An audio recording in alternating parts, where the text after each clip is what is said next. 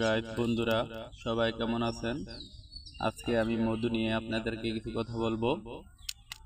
সবাই ভিডিওটা উপরের দিকে টান না দিয়ে মন দিয়ে শুনুন। আর কিছু জানার থাকলে কমেন্ট বক্সে দেয়া জেনে নিন।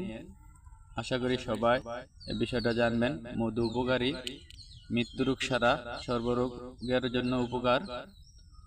মধু অনেক উপকারে আসে। দেখেন, এই যে মধু, এখন শীতকাল কোনো মধু হয় না, শীতকালে কোনো মধু হয় না। এই যে দেখছেন বাসা, এই যে মধুর বাসাটা দেখছেন, এই মধুর বাসা কোনো বাসা করে না, শুধু পোকটা বসে আছে।